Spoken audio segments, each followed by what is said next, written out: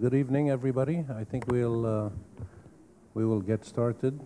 We have tried to time this event so that it coincides exactly with the Italians playing football at the World Cup. And so we have the best of Italy's representatives here in AUB and in the world of sports.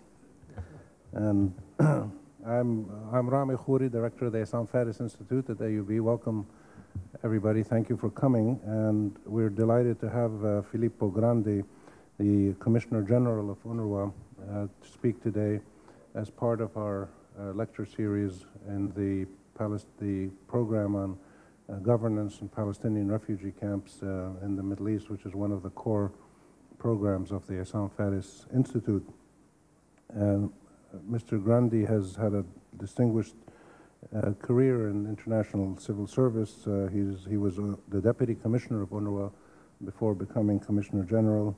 He worked before that in the United Nations High Commissioner for Refugees and has served in many countries around the world, including in the Political Affairs Department of the UN mission in Afghanistan, in Africa, and parts of the Middle East. He has been to Beirut before, obviously, and we're delighted that he's making here at AUB his first major public talk about the opportunities amid the crises, UNRWA and Palestine refugees in today's Middle East. So we thank him again for coming, and thank you all. Filippo, the floor is yours. Thank you, Rami. Guests, colleagues, Mr. President, I'd like to first of all thank Rami Khouri and the Issam Fares Institute and of course the American University of Beirut for inviting me to join you for a time of reflection and discussion. This is particularly significant because UNRWA has multiple collaborations with the AUB, and we've just met with faculty members of different departments that collaborate with us. So it's a great pleasure to see how this partnership has grown in many different ways. So we are also celebrating this tonight here. The AUB, of course, is internationally lauded for applying excellence in intellectual inquiry to advance our understanding of contemporary social, political, legal, and human rights questions. The Palestine refugee issue touches on all these and other areas, and in its national, regional, and international aspects, it represents a challenge of great complexity, to say the least. Several elements give the Israeli-Palestinian conflict its volatility and intractable character. Palestine refugees are caught in a precarious space, sitting uncomfortably amidst the flux of regional events. Refugees were dispossessed and displaced by the conflict. Yet their very existence and their presence in this region are often cited as a complicating factor that impedes the realization of a solution, or in some contexts threatens delicate political balances. In short, the tendency has been and continues to be to associate refugees exclusively with the persistence of the Israeli-Palestinian conflict. We tend to submerge them inside the paradigm of crisis and conflict to a point where we disregard their specific requirements and concerns or lose sight of their potential. UNRWA, by virtue of its mandate, views things also from another perspective. We see Palestine refugees as a community affected by the conflict and as persons who, as individuals and as a group, are within the sphere of international law. We see them as people living amidst crisis, but with extraordinary and often untapped opportunities. Following from this view of refugees, there is considerable scope for departing from the tendency to confine ourselves to narrow approaches on the Palestinian question. Instead, I suggest an approach inspired by perspectives that are oriented around the opportunities that are offered or may be created within our fraught environment. In spite of the immense challenges confronting refugees, and indeed because of these challenges, It is my firm conviction that as humanitarian and human development practitioners, as we are, our preferred approach must be one which, while grounded in operational realities, raises Palestine refugees and the issues they represent, their needs and demands for solutions, to the realm of what could be made possible if we placed greater emphasis on seeking and seizing opportunities. Such an approach must take as its point of departure a forthright acknowledgement of refugee realities and the crises they face. Imagine, therefore, that you are an average Palestine refugee living with your family in Jabalia camp in Gaza. You are an adolescent and are just about to graduate from an UNRWA school. If we could enter the mind of this young man, a symbolic but very real representation of hundreds of thousands of young refugees in Lebanon, Syria, Jordan, and the occupied Palestinian territory, what would we sense and what would we see? This refugee would be aware of what it means to live under occupation. Like others in Gaza and the West Bank aged 43 or younger, he has known no other life than one lived under the control of Israeli forces. In the border town of Beit Lahia, he has seen the walls separating Gaza from Israel and knows of children his age or younger who have been killed or seriously injured for straying into the buffer zone on the Gaza side of the border with Israel. This refugee entertains thoughts of visiting his relatives in the West Bank or of studying there or elsewhere in the region. However, he knows that the fact that he is a young male would preclude the possibility of a permit to exit the Gaza Strip. Unlike the majority of children around the world, our young refugee has experienced firsthand the horrors of armed conflict, conducted in civilian residential areas, and has relatives and friends who lost their lives or were injured in any one of the numerous military assaults Gaza has endured over the past 10 years. His memories of the terrors he experienced during the recent war in Gaza are still fresh. This young refugee is familiar with the sound of unmanned drones, invisible to the naked eye, endlessly circling overhead, and the air-splitting explosion of sonic booms deliberately created by F-16s. He's acquainted with the roar of tank shells, heavy guns, and small arms fire. He can describe very precisely the ominous whistling sound artillery shells make before they strike, and could explain from direct experience the indiscriminate damage they cause to civilians. Having lived through the events of June 2007, our young refugee is aware of the intensity of the intra-Palestinian conflict, of the injuries and loss of life that it caused, and the danger that it poses to the unity of the future Palestinian state. Our young refugee has a clear sense of the embattled fortunes of Palestine refugees in the region. He has seen footage of and heard stories about the Israel-Hezbollah conflict of 2006. He knows about the conflict that led to the destruction of Nahr el-Bared the following year and the displacement of 30,000 refugees, some of whom are now children born displaced.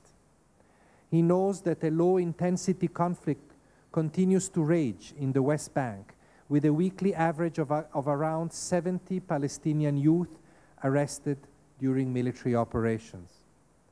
The systematic demolition of Palestinian homes and properties, including in East Jerusalem, and the resulting displacement of civilians, one that continues to be repeated 62 years on from the original flight, has come to his attention, as has the West Bank barrier and the range of movement restrictions, both physical and administrative, which prevent normal life for Palestinians across the West Bank. Given the closure of Gaza's borders and its dire socioeconomic circumstances, including a 40% unemployment rate and the collapse of its private sector, both parents of our young refugee have been without jobs or a regular income for several years. With neither parent a breadwinner, and with the blockade limiting the ability of relatives abroad to send remittances, cash is always in short supply in his household. And as poverty is rife and 80% of Gazans subsist almost entirely on humanitarian relief, most of which does not meet the daily calorific intake, our average young refugee lives the frustration of lacking the deserved distractions of childhood afforded to children elsewhere. Even the proximity of the beach does not provide him with the outlet it would in other parts of the world. Instead of enjoying swimming and playing in the water, he struggles to find a piece of coast free of the stench and pollution from the up to 80 million liters of sewage pumped directly into the sea every day. As a student in UNRWA schools, this refugee is familiar with the concept of human rights and tolerance taught in the classroom. Yet, he is sometimes understandably confused by the lack of confluence between the teachings and the daily reality of his often grim experience. His thoughts often stray back to the war, still fresh in his mind, and he, from time to time, wonders who brought this upon him and why. How can the many wrongs around him be righted? Although not using these words, his mind questions whether there will be any accountability for the death and destruction. In common with others of adolescent age around the world, he is hungry for life and all its possibilities, eager to confront whatever the future might hold, but eager also to be able to influence the direction of his life in as positive a way as possible. In spite of being physically isolated from the rest of the world, our young refugee is certain that a higher quality of life is available and achievable in the right conditions if he applies himself to his studies and works hard, both of which he's comfortable doing because his parents have instilled in him the value of education and the acquisition of skills as a means towards self-reliance. If given the choice, he wants those higher standards for himself and his family. Conscious of being on the cusp of adulthood and eager to make the most of life's possibilities, our young refugee, like others of his age, is preoccupied with and seeks answers to fundamental questions of life values and identity. He feels particularly strongly the insistent, seductive pull of the creed of extremism. This is the creed that appeals to the thirst for societal recognition that is present in every young adult. It responds to the need to rationalize, to make some sense of the violence around them, while offering a response based on the tangible power of the gun and the crude, but unfortunately persuasive, idea of fighting fire with fire. And, as is well known from experience, poverty, social marginalization, and frustration are often among the ingredients that lend extremism its power. So our young refugee in Jabalia finds himself confronting a vital choice, and he's torn because there are other values competing for his future direction.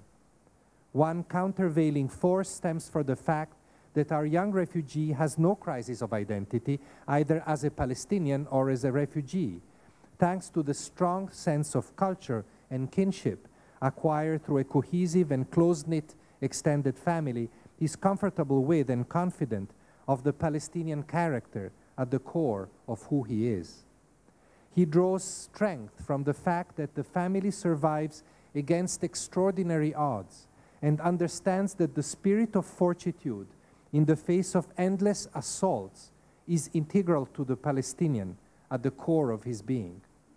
From his reading, studies, and the internet, he knows that there is a world beyond Gaza, which, imperfect as it is and struggling with its own problems, appears to thrive on freedom, on openness, and on the creation and sharing of wealth. He finds no contradiction, only convergence between his understanding of the tenets of Palestinian culture and identity and the values espoused in that world beyond: nonviolence, peaceful coexistence, respect for human rights, and the dignity of all without distinction. Dear friends, as our young refugees, and remember, he represents the hundreds of thousands like him in and around the refugee camps across our region, as he sits amidst the storm of crisis, conflict, and poverty, pondering his dilemmas and peering at a future uncertain and unknown, which way should he go? Which path must he take? And is it appropriate for us, for the international community, to be concerned by the choices he faces? And if so, in which direction must we guide him and how? I believe that our answers should be easier to find when we approach these questions from the standpoint of seeking and seizing opportunities. Before elaborating further on this, it would be useful, however, to remind ourselves of a point I made earlier on the importance of ensuring that our approach to opportunities is underpinned by the principles and practice of protection. This means understanding that individually and as a group, refugees are subjects of international law by virtue of their status as refugees. They have responsibilities towards the host authorities and communities, and are entitled to claim the protection of relevant international instruments. This is the answer to the question we posed about our young refugee in Gaza. Yes, it is appropriate and necessary that the international community should be concerned by the choices he makes, because refugees anywhere in the world were never meant to be on their own. They and their interests are integral to the scheme of international law and protection standards.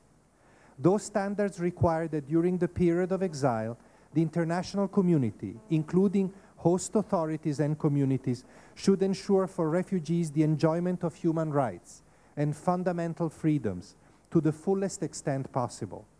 The conditions under which refugees live should meet minimum conditions stipulated in human rights instruments, and access to health, education, social services, and other facilities should assure reasonable human development prospects for refugees and their families. The framework of international law and protection thus serves as a framework of norms that underpin the search for and realization of opportunities. That framework must be complemented and reinforced by activities that bring into being a sustainable approach to taking advantage of opportunities that are within and around the context in which Palestine refugees live.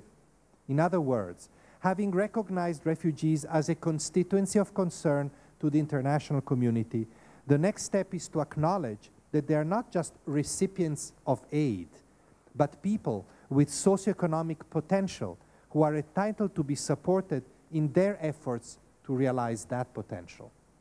This is precisely the essence of UNRWA's work, a hands-on approach to caring for refugees and making a difference in their lives in ways that are so simple and yet so tangible for those whose horizons are created and expanded through our work. It is this approach which attracted me to UNRWA in the first place. It is an agency that makes an extraordinary difference to the population it serves, and above all, it allows us to experience firsthand the resourcefulness of refugees, which is, after all, what allows them to seize and make the most of opportunities available to them. UNRWA's role, therefore, is to support the refugees and match their inherent resourcefulness, bred tragically from decades of suffering, with the opportunities we have mandated to provide by the international community. This approach is, in a real sense, coded in the old-fashioned but very important works of UNRWA's name, the W in UNRWA's name. It is the strength of UNRWA and also what makes us unique, founded as it is on the direct delivery of services through the agency's own teachers, doctors, social workers, microfinance officers. There are some who choose to dwell on the more high-profile but nevertheless vital role UNRWA plays in situations of armed conflict, such as the recent Gaza war, and thus tend to see us largely or even exclusively as a charity focused on distributing relief. This is a very partial view of our agency. As anyone familiar with the history of UNRWA's programs would testify, the agency has always been centered on promoting the long-term well-being and quality of life of refugees as individuals and as a group. Our focus on primary health, preventive health, and environmental health programs have been pursued in this vein, enhancing the physical capacities of refugees. UNRWA primary and vocational educational programs are also examples of the agency's commitment to furnish refugees with tools and skills that expand their horizons and assist them towards self-reliance. That emphasis on self-reliance was, unlike many others working in the region and at the time, instilled in both boys and girls from a very early age. From its initial days, UNRWA pioneered gender parity in its schools in an effort to ensure that the entire population was enabled with the basic ability to read and write, to learn and to think so that they could have further opportunities to seize later in life. Our microfinance program plays a similar role. It offers to refugees the financial support they need to compete in the marketplace for economic rewards, support which would otherwise be unavailable to them. Similarly, this program also ensures active female participation with a particularly successful lending product for women entrepreneurs. Here in Lebanon, recent events suggest the possibility of legislative backing across the political spectrum for granting to Palestinian and Palestine refugees a range of civil and economic rights denied them for decades. UNRWA fully supports any development that will reverse the long-standing restrictions on Palestine refugees' rights and bring them the dignity they deserve. These are all examples of the seizing and creating of opportunities for refugees that must remain the hallmark of UNRWA. I would add that an approach oriented around opportunity can only be enhanced, however, when it is complemented by creativity, innovation, and refugee participation as a means towards the end of more efficient and effective programs. UNRWA has sought to achieve this blend in placing children at the center of the process of acquiring knowledge and skills, in helping the poor escape poverty, and developing new products in our microfinance program. In the area of camp improvement and refugee participation, we have, not more than a short drive away from here, the excellent example of planning and reconstruction achievements founded on greater refugee participation and on partnerships with civil society groups. This has been invaluable during the planning phase of the reconstruction of Nar el-Barid camp, an unprecedented challenge for the agency tasked with rebuilding a town for 30,000 people. Innovative approaches, especially through consultation with refugees, have facilitated this daunting task and expanded the concept of reconstruction from physical infrastructure to providing space for new self-reliance opportunities in the future. The challenges to these approaches are formidable. There is the occupation of the Palestinian territory, some features of which I have described through the eyes of the boy from Jabalia, and which, by definition, is the antithesis of human development, stifling opportunities from refugees and other Palestinians. This occupation also affects UNRWA's operations as it hampers the agency's ability to implement its very mandate to provide opportunities and help refugees achieve their potential.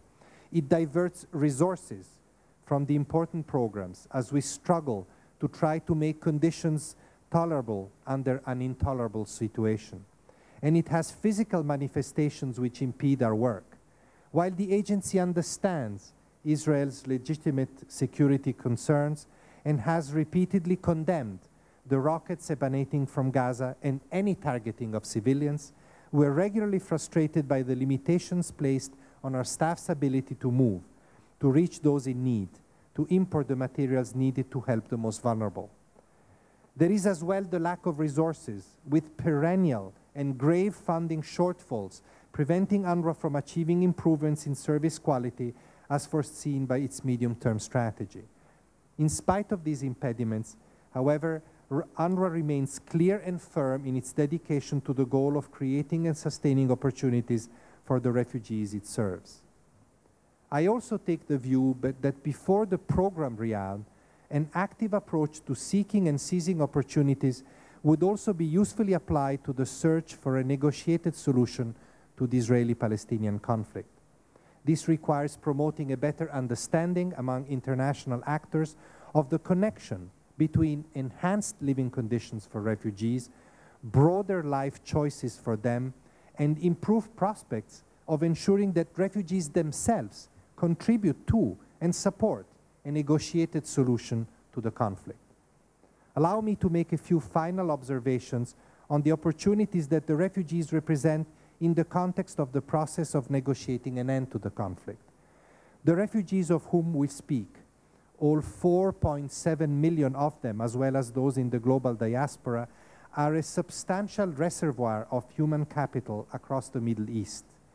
They constitute, in effect, a massive opportunity waiting to be grasped, and they stand ready to contribute significantly to the socio-economic viability of the region and especially of a future Palestinian state. Given their numbers and human development potential, Palestine refugees are a formidable constituency for peace with a substantial stake in the stability of the region. And so what do we, as the international community, what do we do with this population? Do we ignore them? Do we neglect their needs? Do we pass on an opportunity to help them develop? Do we, as the international community, live up to our obligation and our opportunity to impact the future? Or do we leave them to despair, to powerlessness, to others? I believe it is in everyone's interest to seek to enfranchise the refugee constituency and include the refugee voice in the search for an end to this conflict and to their plight. No peace process can be implemented. No peace will be stable and lasting without taking into consideration the refugees' role, their wishes, their needs, their concerns, and their aspirations. If we find ways to make refugees partners, if we help them develop, then we harness their potential. We create the conditions they need to succeed and to provide them with choice free from ignorance and intolerance. This development is at the very heart of what UNRWA seeks to achieve, to provide each refugee with the opportunities required to live a dignified life and achieve his or her potential and to contribute to his or her society. This will make refugees contributors and not a hindrance to peace. It will allow them to share the wealth of insights they possess and to shape and underwrite the credibility and sustainability of the peace process and of its outcomes. Palestine refugees, their human rights, their aspirations and their concerns are bound to the Israeli-Palestinian conflict in complex and profound ways that place them in a position to influence the realization of durable solutions. The Palestine refugee presence is a reality whose significance and power genuine peacemaking efforts can no longer afford to ignore. Recognizing and mobilizing the refugee constituency has become a necessity that is consistent with principle and which will certainly pay handsome dividends in terms of the credibility and success of the search for peace. I will end by asking us to return for a moment to the child who joined us from Jabalia refugee camp earlier in my remarks. I ask that we keep him in our mind's eye alongside the millions of young Palestinians and Palestine refugees whose lives are blighted and shackled by occupation and circumstances of conflict which they had no part in creating and have no part in justifying.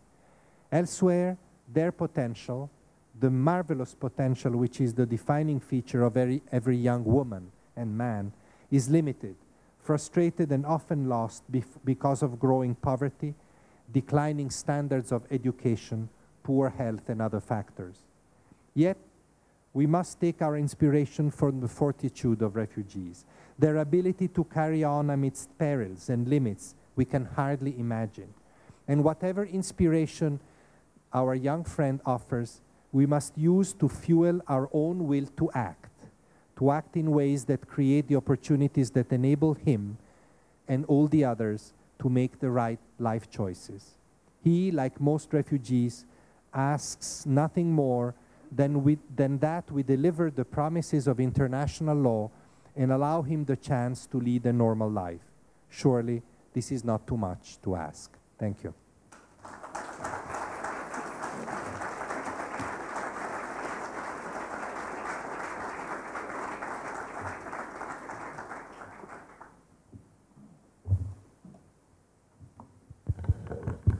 Thank you very much, Filippo Grandi. We'll open the floor to questions or comments, preferably questions. Please identify yourself. Wait for the microphone because we're making a tape of this so we can put it on the website, and ask your question. Tfaddal.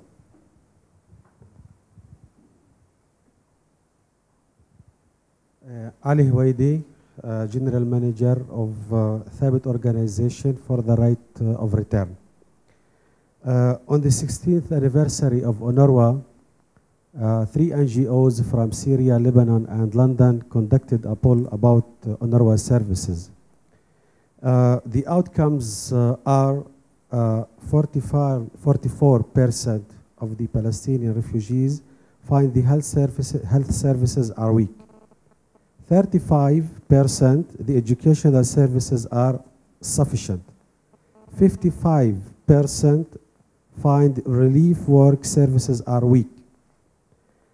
86% find services are insufficient.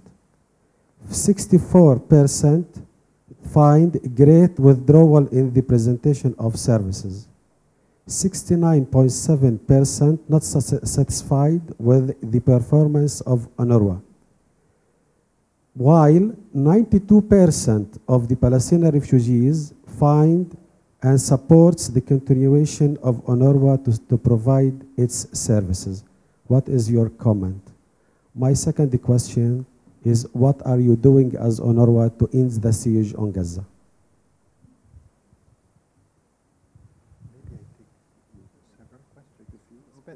Take a few more questions and then we'll answer them all together. Tfaddali, Southern here, in the front.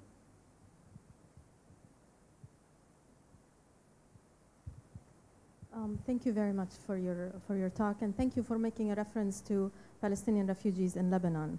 A quick reference. Similar to the Palestinian child in Jabalia, if you think about a Palestinian child growing up in Shatila or in Burj al-Barajna here in Lebanon, religious extremism is one option. Another option is to completely give away to resilience and give up completely on education, on employment, on working towards a meaningful, dignified life. A third option under the current political conditions in Lebanon is to completely give up and say, I don't want Lebanon, I don't want UNRWA, I just want to go anywhere in the world and get it over with. So if I can have just some comments from you about Palestinian refugees in Lebanon too.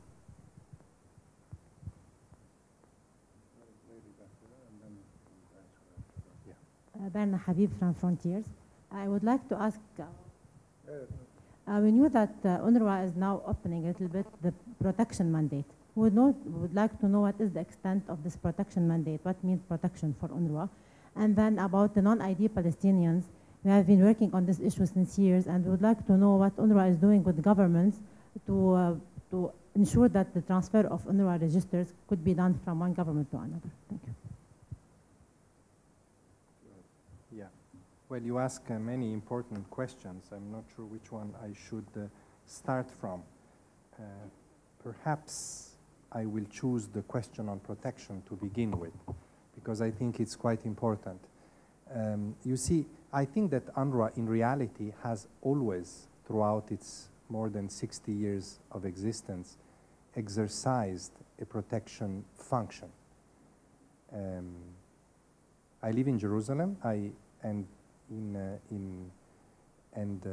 many of my colleagues every day leave the office of UNRWA and go to every single point in the West Bank, just to give you an example, where refugees and in fact Palestinians in general are likely to be subjected to abuses, checkpoints, places where they have to cross the barrier, vicinity of settlements, places where access to services are difficult, such as schools or hospitals, centers of religion, etc. So they go and they monitor the movements of our staff and of people that, for example, go to our schools, students that have to go to schools, etc. And they intervene directly, immediately, every time there is an obstacle. If an Israeli soldier blocks a teacher from going to a school, they will intervene. They will try first to negotiate with the checkpoint soldiers. And if that fails, as is often the case, they will call the office. There is a special office in Jerusalem, which will negotiate with a higher level authority in the Israeli hierarchy, and so on and so forth. And when problems become very, very difficult, letters will go to the government, to the ministry, and so forth. This is just an example, but I could give you so many. This is protection. This is protection in action. This is not, as opposed to the assistance that we provide through schools, through health centers, and so forth. Of course, there is also a form in protection in providing good education and good health. But I wanted to give you an example of what we intend more specifically by protection. And this example can be replicated in many other places. So I think that we are trying now to become more clear also conceptually about what protection means for UNRWA. We do it in practice in many possible ways, but we need to now conceptualize and make all staff conscious of this function and also aware of better ways to exercise this function to uphold, to the extent possible, and in a very difficult context, the rights of the refugees. This allows me to move to the question about the confidence in UNRWA. And I think I've seen many surveys done among refugees about the services. They vary. They vary very much from place to place, depending on who conducts this survey. But many times they conclude what you reported, that there is dissatisfaction with the level of UNRWA services, but at the same time, there is a desire, a wish for UNRWA to continue. So I think this is a very common conclusion that, and this conclusion, frankly, is justified by the reality. I've spoken about it, not so much, perhaps not so much in detail, but when I speak of the need of supporting UNRWA's work to give opportunities to refugees, I mean essentially that if our education standards decline, a very important opportunity, good education, that's the biggest of all opportunities, that we give to refugees will not be seized, if you see what I mean. Not invest as much as we would like in the quality of services. Therefore, refugees are dissatisfied, and they're right to be dissatisfied, and also we are not giving them as much as we could. The international community is not giving them all the opportunities that even in their very limited situation as refugees, they're entitled to receive. So I do agree. I have to also tell you, however, that I am comforted by the fact that in spite of these problems that we have, and I hope that we will overcome them and really improve the quality of our services again, in spite of all this, the confidence of refugees in UNRWA remains pretty high.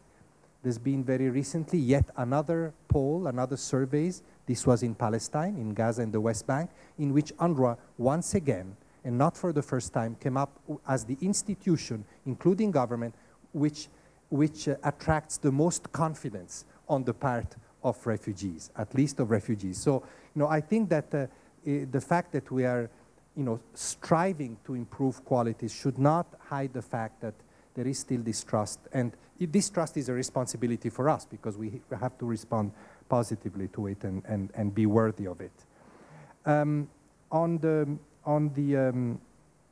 Again, on protection and and rights in general. I spoke very shortly, you're right, about the situation in Lebanon because I wanted to make a general statement about refugees overall. But of course, and as I have stated yesterday in my press conference here, we look very positively at the debate in Parliament on rights in Lebanon. I think that was the point you wanted me to comment upon. We realized all the political difficulties. We admire those that are promoting this debate because it is not easy. We applaud the statements of the government of support for this trend, and we hope that the debate will go towards positive results as soon as possible, because it is very important that refugees in Lebanon be allowed to improve their living conditions and be given the rights that will also, in general, permit them to have better standards of living. We think that, as many others have said, I'm not saying anything original here, we think that all this will actually help make the refugees a stable force in this country, a stable entity in this country. The issue that I was mentioning in my speech, you give opportunities to refugees, you help them develop, and then they will embrace the right values of tolerance, of nonviolence, of peaceful coexistence, and so forth. This applies to Lebanon as well as everywhere else. And I think this is an important issue on which to reflect as this debate continues. The question was posed about the siege of Gaza. Well, I think that UNRWA has been on record since 2007, many, many times, in saying that the blockade around Gaza is illegal and is actually also absurd and counterproductive in general, as we have said many, many times, including yesterday, including a couple of days ago. We have called for this blockade to be lifted. Our work is not political. There are political instances, including in the United Nations, that are very active in negotiating the lifting of the blockade. The Secretary General of the UN has made very strong statements in this respect, including recently, including when he was with me in Gaza at the end of March. UNRWA's role is to remind everybody of what needs to be done in Gaza. Our role is an operational role to help the people inside Gaza, the refugees in particular. We care for 1 million people out of 1.5 million people in Gaza. And our role is to do that and remind them, for example, and remind all, for example, that aside from many other things, the massive reconstruction program that is required in Gaza today demands a free movement of materials and equipment. We have been struggling with negotiating with the Israeli authorities almost convoy by convoy what we need to bring into Gaza to build, in the end, hundreds of schools, of houses, thousands of houses, health centers, and so forth.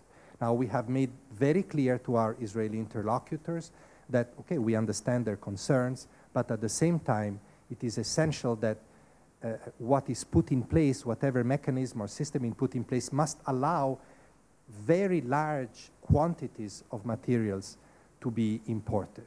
This is only, I'm only talking about one element, which is the physical reconstruction. I'm not even talking about the economy. To revive the economy, you need to be able to provide the private sector in Gaza with the necessary support, the necessary freedom to import the goods that it needs.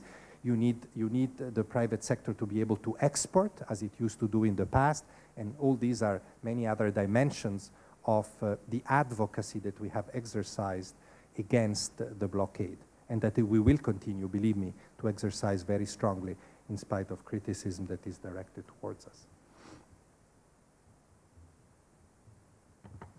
Other questions, comments?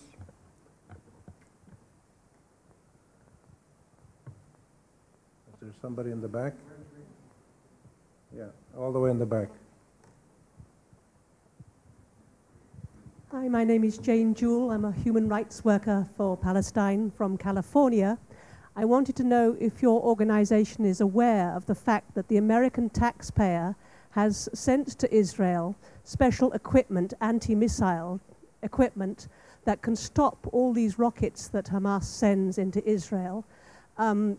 So therefore, these rockets could be stopped 100% if Israel so choose, but it has refused to implement, to install this equipment, because if Hamas stops sending rockets and killing a few Israelis now and again, they would lose their excuse to bombard Gaza with overwhelming force. I wondered if you're aware of this, and if so, whether you're going to pressure Israel to install this equipment that the American taxpayer has paid for to prevent these rockets entirely.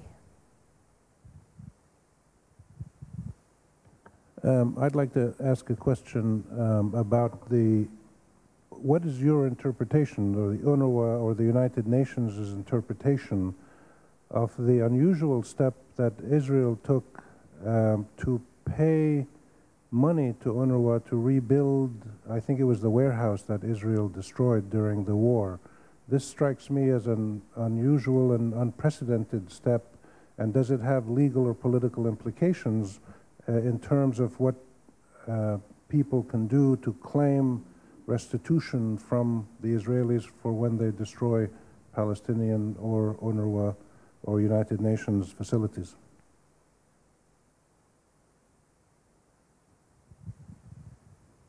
Hello, Nadim Shahadi from Chatham House. Nice to see you in Beirut.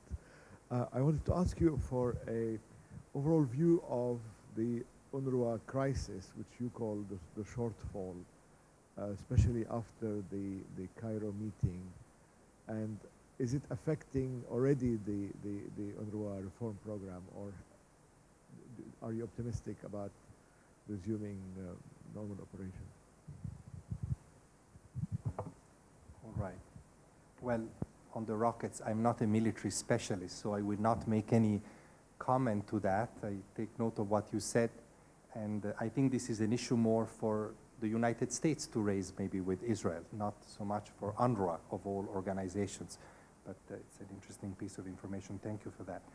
On Rami's question on the payment, that's a very interesting question. You know the facts. Actually, one should put this in context. Every time there is a damage caused to UNRWA's facilities by Israeli forces, usually during incursions, also in the West Bank, not just in Gaza, we present a bill to the Israeli government to pay for the repairs or to compensate for the damage done. This has been done for decades, and normally we never get any response. Last year, I guess because of the huge debate around the war in Gaza and the pressure that was put on the Israeli government, the results of the Board of Inquiry on damages caused to a number of UN facilities, not just UNRWA in fact, a number of UN facilities in Gaza, the results of this Board of Inquiry were responded to by the Israeli government. The response was to allocate a payment, it was called technically a payment, of approximately $10.5 million, which was roughly equivalent to the estimate made by the Board of Inquiry, so it was roughly matching it. And this payment was made to the United Nations. It was made very clear by the Israeli government that this payment was purely a payment. Therefore, it did not imply any recognition of responsibility, either moral or legal. And therefore, the United Nations did not take it as a form of exemptions from these responsibilities, because there was no recognition that these responsibilities had been assumed. Therefore, it was simply a payment. In fact, the bulk of the payment was made to UNRWA. It was made to UNRWA partly to repair some of the facilities damaged, in particular the warehouse. You know that our warehouse was burned down on the 15th of January 2009, and to buy back the stocks that had been burned in that fire. A small footnote perhaps, but of some interest. Of course, the part of the payment related to the reconstruction of the warehouse could not be implemented, because we cannot reconstruct anything, because we cannot import the building materials. So that payment is frozen because the blockade, in fact, prevents any action from being carried out as a result of that payment. But the important point here is that there was no recognition of responsibility. So in fact, legally speaking, from the Israeli perspective, but also from the UN perspective, it does not constitute a precedent in that sense. And that is an important fact that I have highlighted very frequently.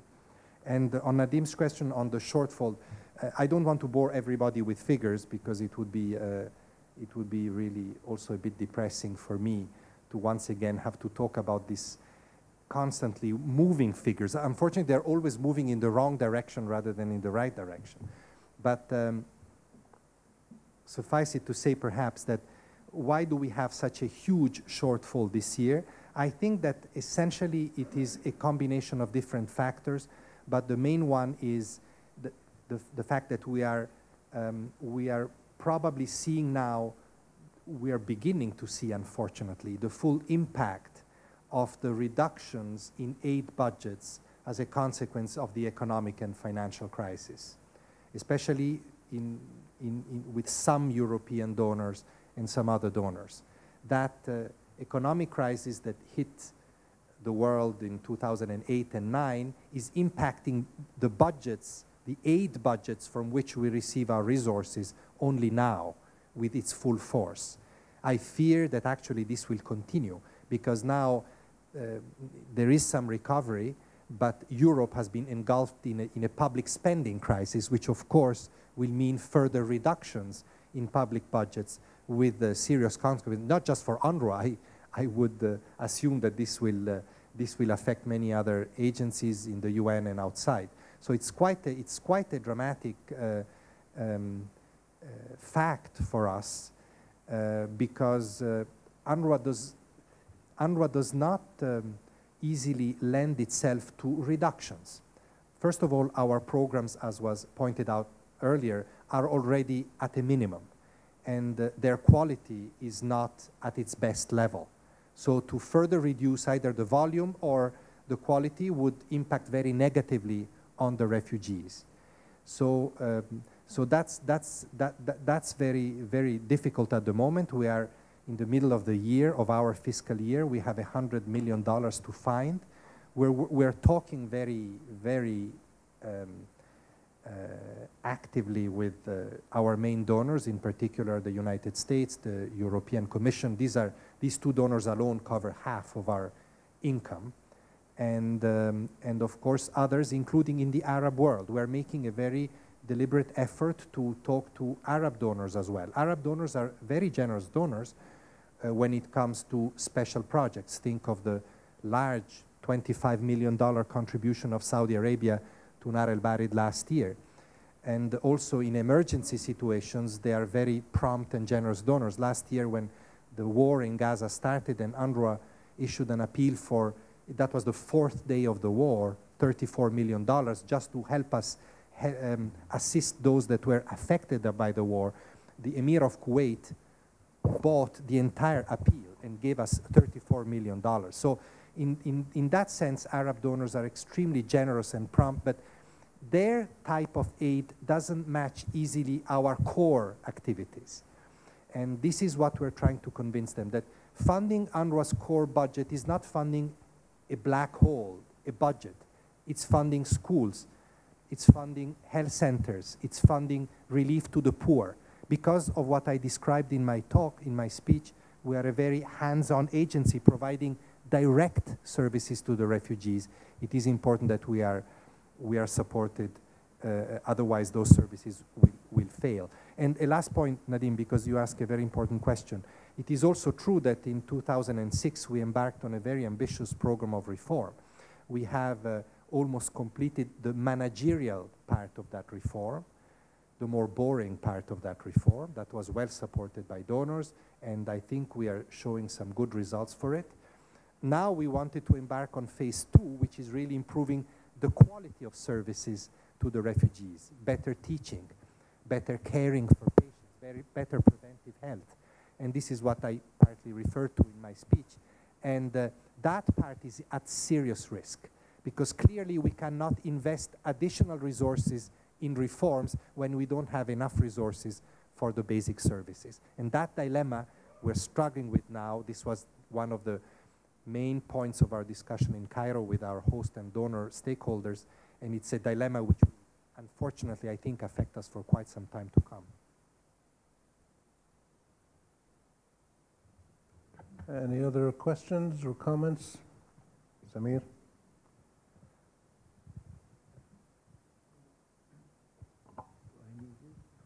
Thank you. Samir Al-Khouri, Committee for Employment of Palestinian Refugees.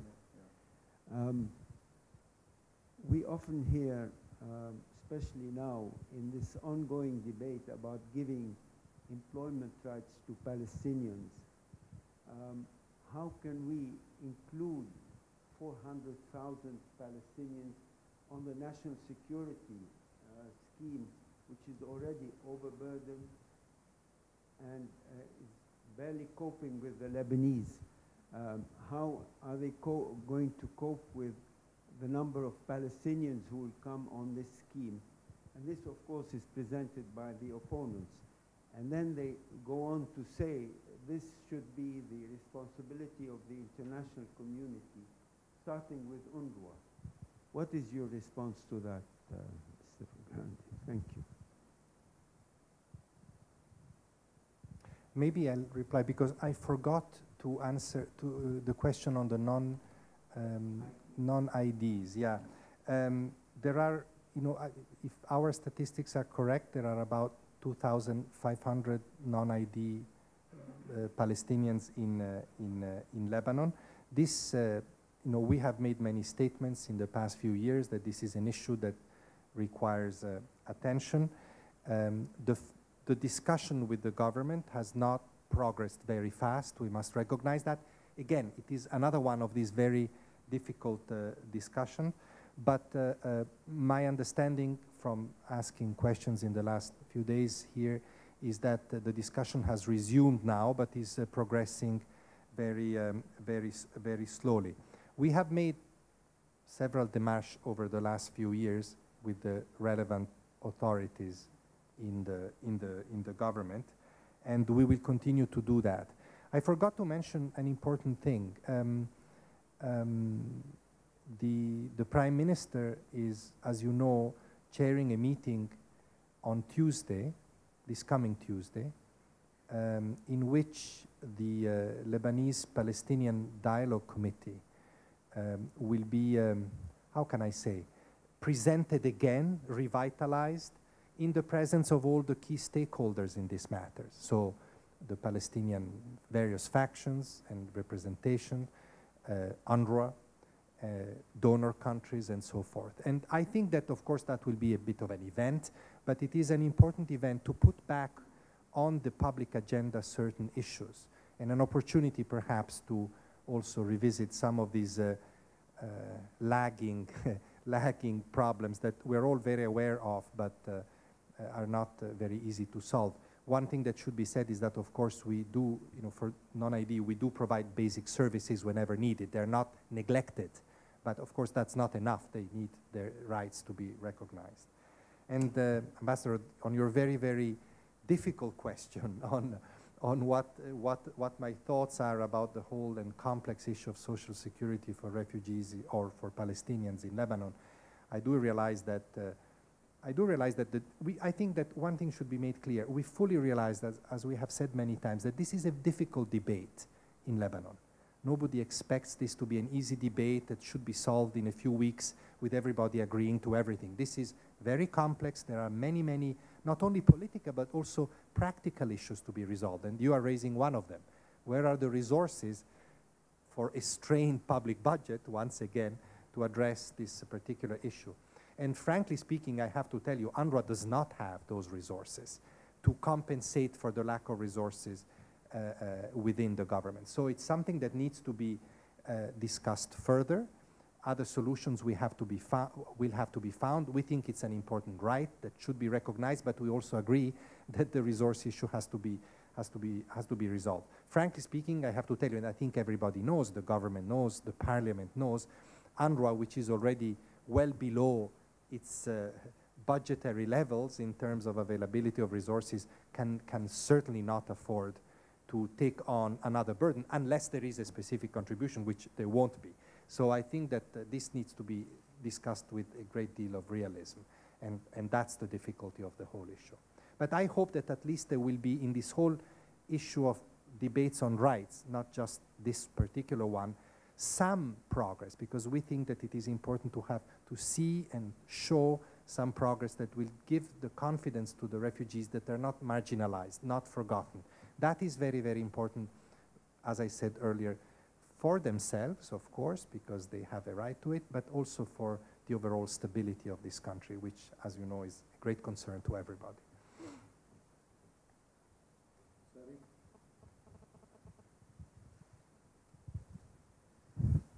Let me first start by a positive note to say how much we are glad that we see the UNRWA these days, representative here in Lebanon, very proactive to work on a right to work and right to own property for the Palestinians. And maybe this is a just solution for the UNRWA crisis. And here I would like to put to argue about whether the employability of the Palestinian here is a burden or an asset. I would say it's an asset. UNRWA is already paying for the scholarity of the Palestinian children and then put them for free in the labor market. And these people are consuming here in Lebanon almost 10% of the Lebanese consumption. So I think I would understand, and here my question maybe, that how would you draw the line between what is the host country responsibility and the international responsibility? Because if we hear Jmail last 2 days talking as if there is no responsibility in the host country about the refugees. You touched on a very important and sensitive debate. You know, even at the Cairo meeting from which we have just returned with our stakeholders, this was the central debate. The donors struggle with providing UNRWA with sufficient resources to fulfill its current responsibilities and to provide its current services, and are trying to invite the host countries to enlarge their own range of responsibility and services for the refugees. And the host countries are saying, no, sorry, there's a red line. The responsibility of refugees, also in political terms, belongs, as is correct, to the international community. So any further assumption of responsibilities on our side will be one further step, or one step, one should say, towards Tautin, towards the end of the refugee, of the refugees as such. So this is a very complicated issue. Where do you draw that line? I don't think there is any recipe for drawing that line. What I can say is that UNRWA is very committed to continue to provide the basic services that it is providing to refugees. That is essentially education, health, social services, improvement to their infrastructure, shelters, houses, especially in the refugee camps, in some other fields of operation, not in Lebanon, microfinance programs, and so forth. I think it is very difficult for UNRWA to envisage enlarging the scope, which, however, supports the basic social services of the refugees.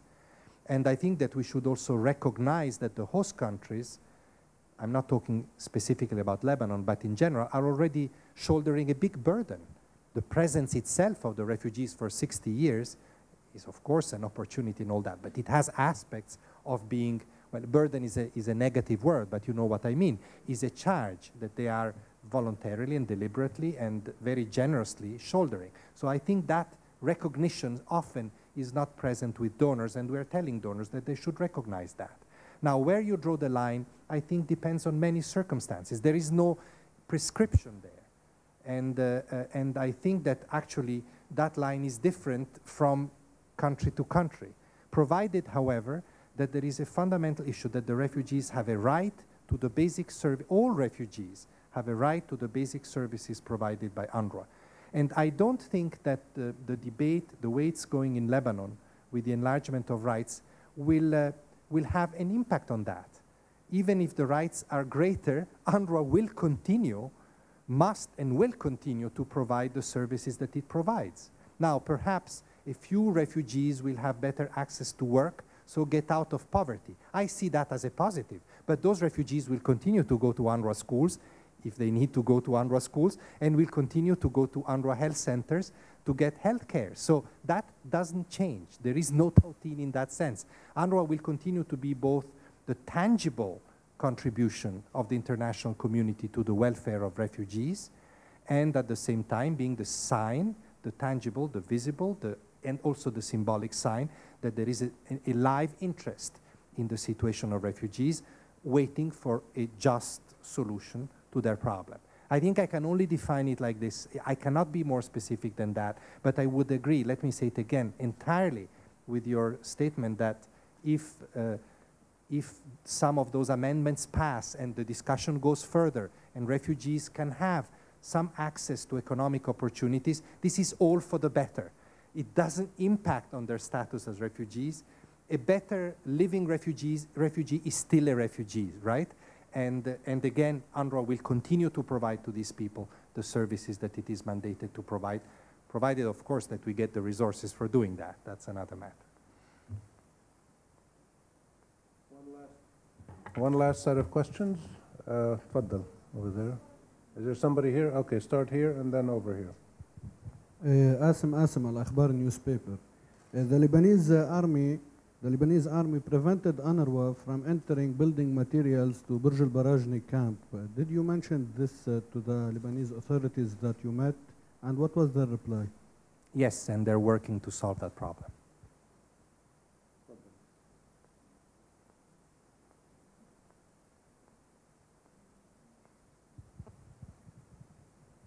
Taysir from UNRWA. Thank you for your presentation. I have a short question. UNRWA or Palestinian refugees have the right to work in Lebanon or anywhere. At the same time, we appreciate the efforts of UNRWA to allow Palestinians to work in Lebanon.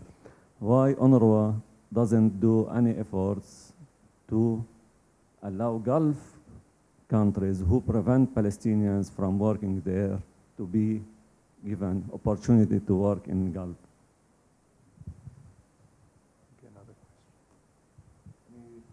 Another question. New person. Yeah. Hi, my name is Kisli. I come from Italy, currently working here. My question is about education and children with disabilities. Wonder if, from my experience actually had in the West Bank, working in refugee camps over there, I noticed that children with disabilities are not considered at all, neglected, abandoned. Wondering therefore if UNRWA is doing some awareness program in order to make these issues quite visible to everybody in the camps. Thank you. Thank you. Maybe I'll answer this last question because I think it's a very important one. You know, when we talk about improving the quality of our programs, education being the main one, one of the areas where I think I entirely agree with you, one of the areas where we desperately need to improve is not only disabilities, but children with special needs. There's a very high proportion of children with special needs, children that have difficulty learning in our schools. And there is no doubt in my mind that the difficult conditions, especially in Gaza and the West Bank, but unfortunately somehow also in Lebanon, these difficult conditions compound the difficulties of children to learn. I'm not an educationist, but I think everybody can understand that when there's conflict or extreme poverty or isolation, children's minds are affected more than anybody else. And that's why we see in our schools a very high percentage, in some schools in Gaza, 10, 20% of children with special needs that we cannot address, that we don't have means to address because they require special tools, teachers with special training, and so on and so forth. I've seen in Gaza fantastic experiments being done in some of our schools using interactive teaching methods with computers for children with special needs, but they remain still very isolated examples. One of the things that our Central Education Department is trying to do is to develop programs for children with special needs. But you know, because we are so handicapped by our lack of resources, we will have to market this indispensable program as a special project for donors that have an interest maybe in that particular. This should be part and parcel of our core program. But if we put it in our core program, it will not get attention. It will not get funded. If we market it separately, perhaps we can do that. But thank you for this important question. There was another? The Gulf countries. Yeah, the Gulf countries, you know, I understand, you know, today in Nar el-Barid, many people ask me that question, interestingly. And I think it is a real problem. But it is something that UNRWA usually has not raised because it is essentially concentrating on its core mandate, which is to provide services to refugees in the region.